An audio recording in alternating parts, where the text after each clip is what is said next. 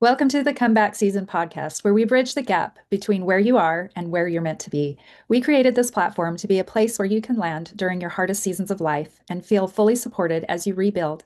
This show is rooted in the belief that a true comeback requires a foundation of a healthy mind, a healthy body, and a regulated nervous system. I'm your host, Christy Kelsey, a certified transformational macro coach who helps women achieve fat loss through the use of nutrition, strength training, and mindset tools so they can feel confident in their bodies again. Today, we're joined by Leslie Nelson, founder and CEO of Pivotal Connections. Leslie is a leadership development and parenting and family coach, a Maxwell Leadership Certified team member, an author, a veteran, a wife, a mother of four adults, and a proud G mom of two. Welcome to the show, Leslie. I'm so glad you're here. Christy, thank you. Thank you for having me on your show. Looking forward to our conversation. I know there's so much more to your story, so I would love to start there. What else would you like us to know about you? Oh, Christy is just so much there. And even as you were reading my bio, I'm in awe of just thinking of the things that I've experienced in my life. Is just so much to say. I am passionate about what I do because I experience many things in life, and it's very important to me to share those experiences with others. So, as we talk further, more will come out about who I am. But for starters, military life, military spouse, raising kids, being a mom, trying to juggle all those things and still keep myself. And that's really the big story. And I'm at this point in my life where I just want to give back and share my experiences with others.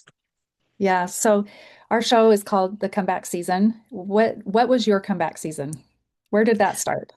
My comeback season, I think about very early on in my life. I'd say at around the age of 17. I really wanted to go to college. That was the thing to do. I got accepted at many schools, but when it came down to the money, we just did not have the money. And so that was the beginning of what I feel like was ordained by God in terms of the direction of my life. So I did join the military at the age of 17, but I still had that focus in my mind about wanting to get my college degree and do other things. Life happened, life happened, family happened, my career happened. And my comeback is really where I am right now in my life, where I'm able to kind of look back and reflect on those things. So I would like to dig deeper into what those different stages look like in my life for me. Yeah, yeah. So you did you did get a college degree, right? So tell Yes. us about that first college degree. How did you tell us about that journey? Finally, as I mentioned, I graduated at the age of 17. I wanted to go to college, couldn't afford to go to college, so I decided to join the military instead.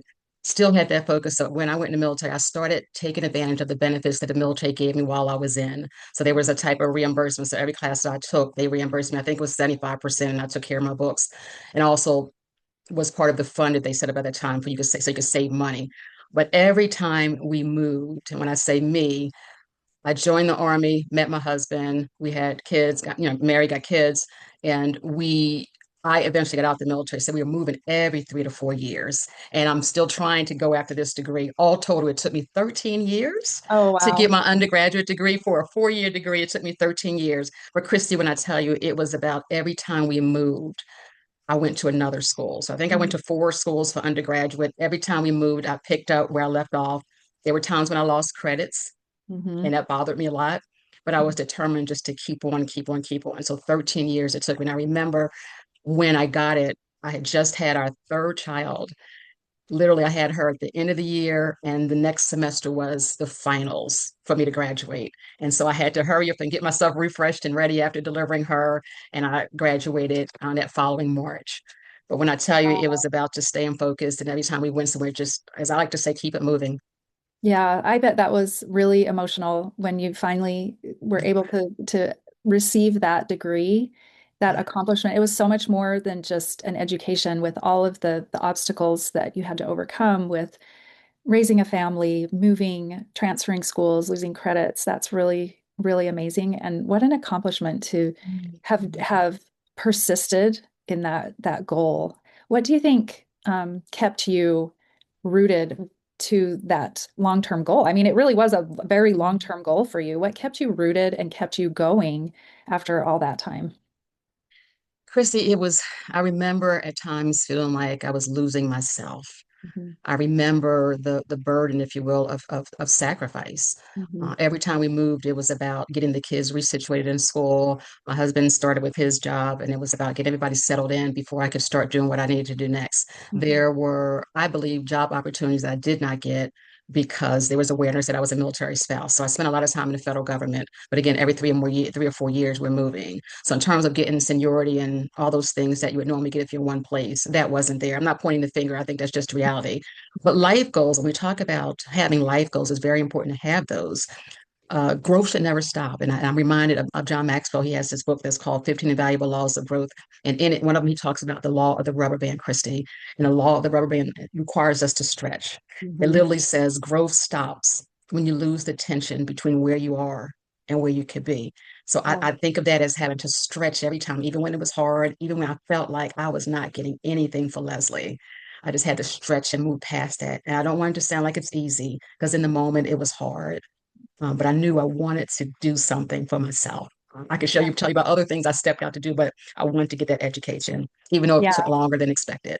Yeah, that is just really amazing. I really admire you for that. It reminds me a little bit of years ago, I wanted part of my yard to have wildflowers in it. Mm, And with wildflowers, you have to plant the seeds in the fall and they don't bloom until spring. But mm, if you plant them in spring, they're not going to sprout. You know what I mean? And it just reminds me that um it takes a lot of faith to plant that seed in the fall mm, and hoping all that time that it's going to sprout and become mm, this beautiful thing in a different season of life. mm, And that growth is happening underground all winter long, whether you see it or not. You mm, know, and you just persisted through that winter, and that growth was happening underneath, even when it didn't, like you said, when it didn't feel like you were doing anything for yourself. It was still there and still doing what it needed to do so that it could grow and spring forth in a different season. So that's amazing. I love that analogy, and I believe in God. I believe that He has a reason that He allows us to experience everything in our life, Christy. Mhm. And in the going through, we don't know why it's happening. You know, we can have this mindset of like, why me? Why am I experiencing all these things? But when I tell you, when I look back where I am right now, when I look back at what He allowed me to experience, I realize, oh, that was the reason. Yeah. That's why. Today, Christy, I'm able to talk to women who are, and mainly women, they're men who have the same journey too, but mainly women. I'm able to talk to women who are feeling these same types of things now because Mhm. society has a way of valuing and devaluing Right. people who make decisions to care for their family first. And Mhm. I just want to be that person that can stand by them and say, hey, you can do this. You can do this. Your time is coming. Your comeback is coming. Yeah. Yes, Yeah. it's true. Mhm. I remember being in college and seeing, I went to a college that was kind of a non-traditional college. And so I had older women in my classes all the time.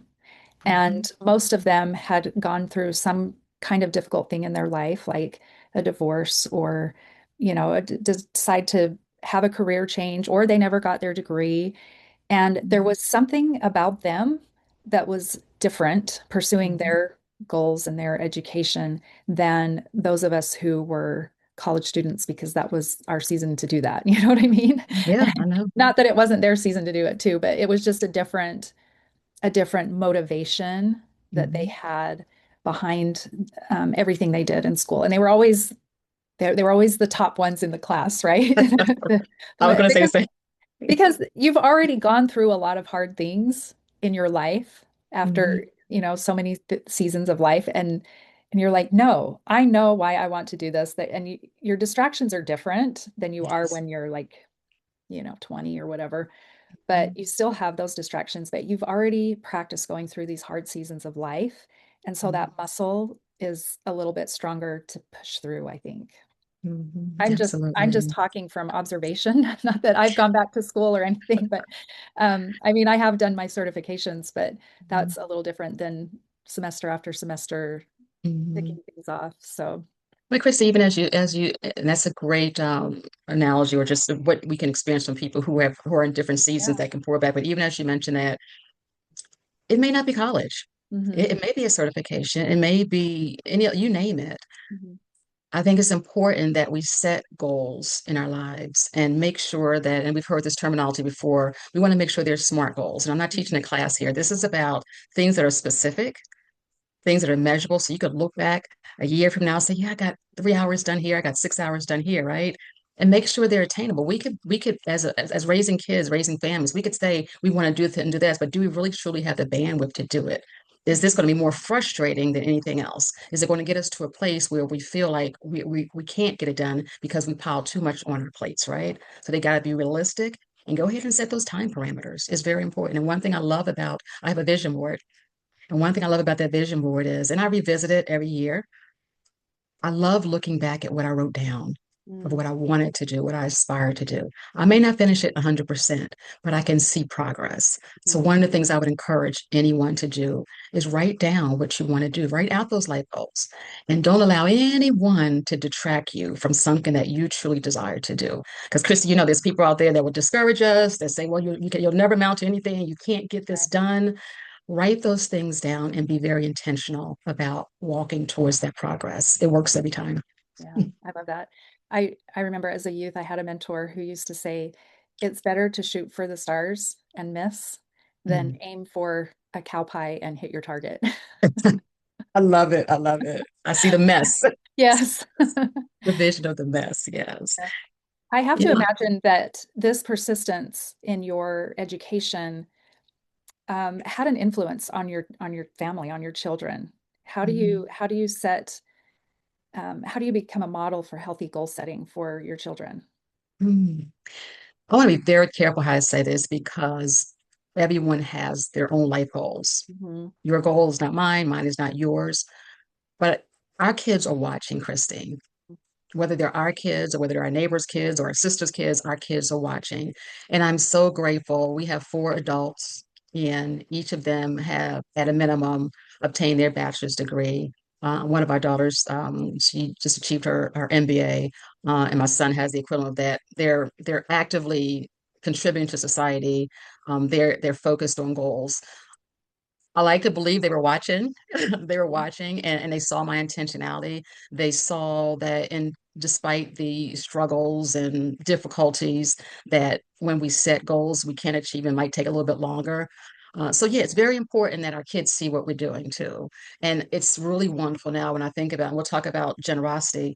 My kids are generous. My Mhm. husband and I are generous, and our Mhm. kids have seen generosity in our lives. They've seen how we've helped people, not out of seeking glory or anything like that, Christy, but they've seen that we're generous people and they in turn are generous people.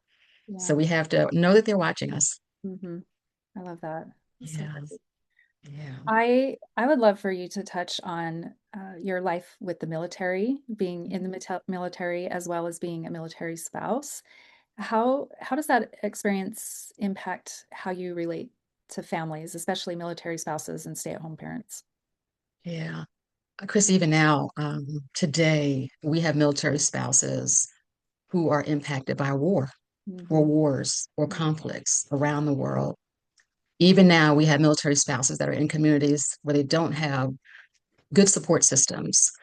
When my husband deployed twice, and each time I was blessed to be around friends who were military friends. Their families were in the military too. So we became each other's families. We became each other's support system. I tell people these are, and I talk about in my book, these are enduring friendships that I still enjoy today.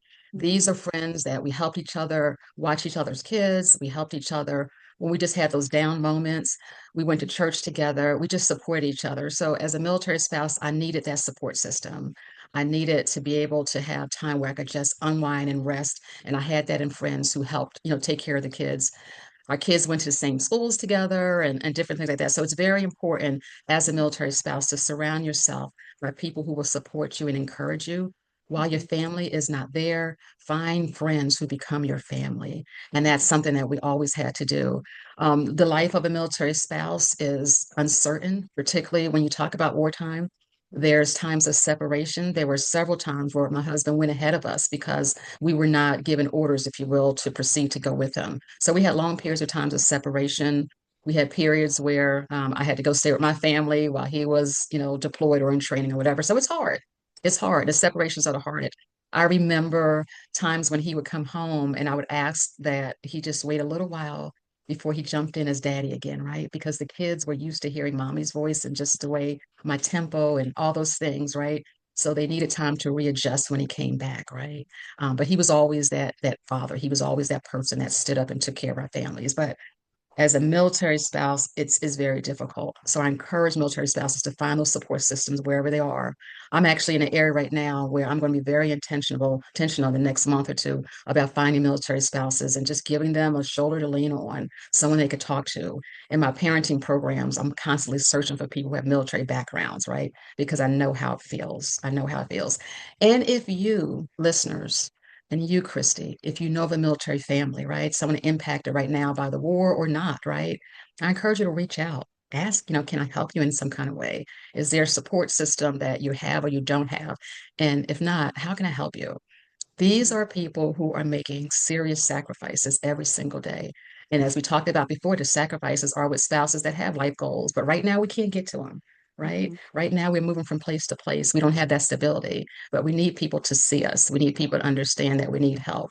And we also need to be those people that can receive help, right? Maybe have people that want to help you, but be in that place where you can receive help too. So those are all the things I needed as a military spouse. God bless me with friends that were there that Mhm. became my family and they helped us through some very difficult times. So, yeah. Yeah, I am so grateful for all of the families who are either spouses or serve in the military. I know that there are so many families who are in that situation, and like you said, it can be very difficult. And for someone like me who doesn't really have close ties to the military, is there an easy way to find military families and reach out and serve? Are there like community service type of places where we can go to help families?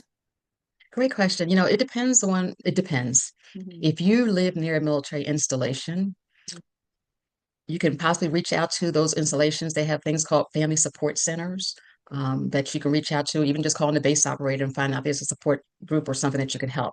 If you live in an area that's not near a military installation, that's when it gets harder. So, for Mhm. example, where I'm at in the Metro Atlanta area, they closed down two bases in probably the last 10 years or so. So that support system is not the same here. So Mhm. when I tell you, Christy, I am actively here looking for military Mhm. spouses. And as a vet myself, I am partnering with our county and our city in order to hopefully have a veterans resource there, a veterans panel. And by doing that, we'll make connections with military spouses too and active duty military service members also. I Mhm. would say it will take being intentional, again, finding a military base nearby or Yeah. even in your place of worship. Just make those inquiries because they're out there, and I really feel for those that are just in what I call deserts. Mhm. They don't have things like the Fort Braggs and those larger military installations that have a lot of support systems. Yes. Yeah. Well, thank you for sharing your experience with the military, being a spouse, and also in the military, and thank you for your service and for sacrificing. And I think you're a really amazing example of uh, pursuing goals despite having disruption in your life over and over. Sometimes it's good disruption, having a family. Hmm. Sometimes it's uncomfortable disruption, like picking up and moving to a new place and starting Yeah. over, making new friends and getting familiar with a new area. And that happens over and over and over when you're in the military. So it's really amazing that you've been able to pursue your goals. What advice would you give to women who feel stuck or undervalued because of their decision to delay their life goals in support of their families? One of the first thing I would say is to understand and respect the season that you're in right now. Mm. Understand it. It's a season. And seasons what? Seasons pass. And even while you're in it, when it feels hard, seasons pass. The time will pass. Again, if you're pursuing your degree, the time will pass. So make use of it, right? The other thing I would say is to genuinely enjoy your time with your children. Mm. Time just flies, Christy. I mean, I still see my kids as toddlers. I can still see Mhm. visuals of them. Time flies. So really don't spend so much time being consumed about how hard it is that you don't see the beauty of your children growing up. There are children who don't have parents that are available to them. You're available. You can go to the schools, you can have conversations with them.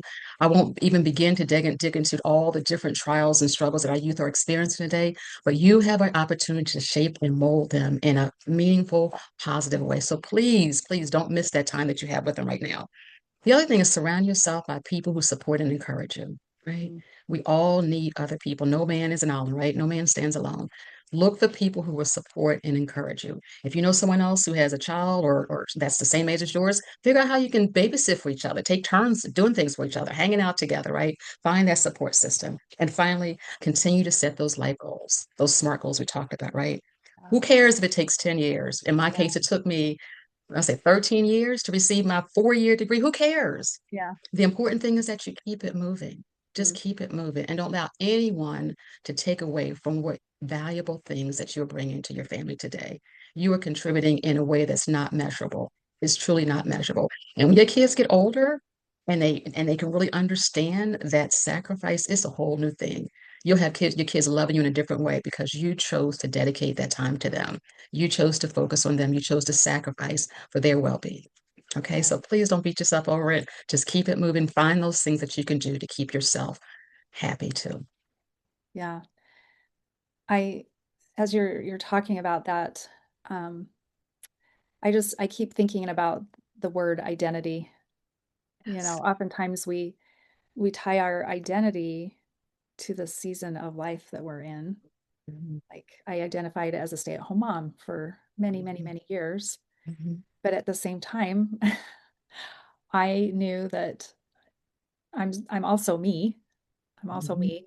It was really important for me when my kids were really little to get together regularly with other moms going through the same stages of life mhm, because I would tell myself these stories in my head that I'm not doing this right or um, I don't know what, but then I get together with my friends and realize, oh, we're all feeling that way. That's how mhm, this phase of life feels. mhm. Yes, And just yes. kind of normalize that um, that feeling of loss of identity, like who am I when I'm not changing diapers or sitting Mhm, in the carpool line, those kind of things. But I think you're right. Like as you continue to set those life goals, I remember when I got my certification to be a nutrition coach, my first one that I did, we went through this exercise called the Big Why, just to try to uncover our reason, like a touching emotional reason why we were pursuing this.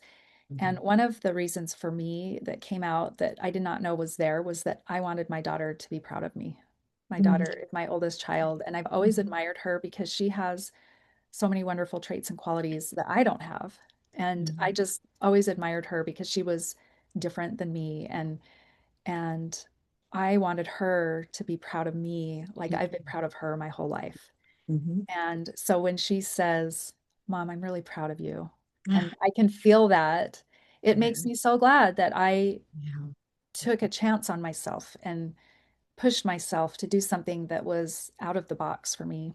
mhm, yeah. So, yeah, I think it's a wonderful thing for your child to say something like that to you, don't you think? It is. And Christy, we always have to be mindful that our words have power. Hmm. And who says that a stay-at-home mom is not equivalent to a corporate executive? Who Right. says that? Yeah. Society has made those definitions. But I submit to you, if we didn't have moms who were able to stay at home or dads who were able to stay at home, where would the kids be? If we didn't have teachers who are committing in the classrooms every day, how would our kids get educated? So I had to teach, well, I had to talk to one of my daughters about teaching people how to treat you. Hmm. Okay. And that's when people say hurtful, demeaning, unkind things based on their perceptions of who you are or how valuable what you're doing is to them. So we often have to come up with ways that maybe it's a certain phrase that we use, but it lets people know that they've crossed a boundary, Hmm. right? Yeah. And you're not going to allow it. Right. You're not going to permit it. Okay. So in that journey too, we may have to find those phrases. We might have to find those statements that when people come at us a certain way and blatantly disregard the power of what we're doing, the value of what we're doing, we establish those boundaries and don't let them Mhm. cross it. And I don't mean to be mean or evil, but Yeah. there's some mean and evil people out there. Right. And how do you diffuse those situations and walk away with a sense of pride and just knowing that you're doing the right thing for your family at that time? Yeah. So I think that's very important. Yeah. Especially when the kids come back and they remember it, like you say. It's like, Right. yeah. Yeah. Yeah. Yes. Well, I want to pivot a little bit. You have written a book. Yes. Let's talk about this book, Giving Recklessly. Mhm. Why did you decide to write a book about generosity? Yeah. Christy, I'm going to just read real quickly from the preface of the book. The book is giving recklessly testimonies and examples to inspire higher levels of generosity. And I can't say it more succinctly than this. When I began drafting the book, I knew I wanted to talk about how and why helping others has impacted my life. I also wanted to inspire and applaud those who selflessly give their time, talents, or resources over and over without expecting anything in return. Then I wanted to reach some who might feel bitter or used up from giving to others because their efforts are not yielding the desired outcomes. Think our children, our families, right?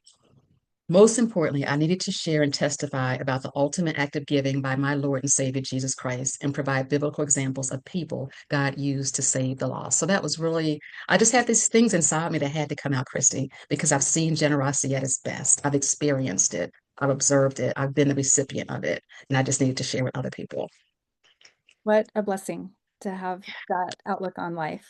Yeah. I And think it that, comes with time. It definitely comes with time. Again, reflecting back and thinking about, and let me just say real quickly, I talk about giving in non-monetary ways. There's always that financial contribution, but these are giving based on friendships, giving people your time, giving hospitality to other people, all those things we talked about through this interview, caring for people, encouraging people. So 7 non-monetary ways to be generous to other people. I love it. Was there a specific experience you had in your life that made you want to write this book? Mm. There were several experiences. I remember one having to do with hospitality Mm. in particular. I'd share with you how sometimes we had separation from my husband. I remember this was around the Iraq war time, and my husband had received orders to deploy. At the same time, I had also been offered a job. And here we were in the Metro Atlanta area, and we had to make a decision quickly. Was I going to turn down that offer for a job, which, by the way, was about 2 hours away from our house while my husband deployed? And thank God my mother, she came to live with us. I took the job while my husband deployed, but there was one person that I work with. And Christy, she didn't know me from the man on the moon. And rather than me having to stay at an extended stay hotel during the week, within a couple of weeks, I'd say, she invited me to come live with her. Like she Oh, didn't wow. even know me. She Yeah. didn't even know me other than I was a new team member, right? And she invited me to come live with her. And that made a huge difference. That made a difference between me going to a hotel at night without the amenities, right? Being able to come home in the middle of the week. I drove in the middle of the week back home 2 hours to see the kids, turned around the next morning, went back up to work, and the cycle repeated until the weekend when I went home for the weekend. But when I tell you that hospitality she extended to me, and I write about it in my book, The Gift of Hospitality, there are many things, but that's something I will never, ever forget because it was a dark time for our family. It was a scary time.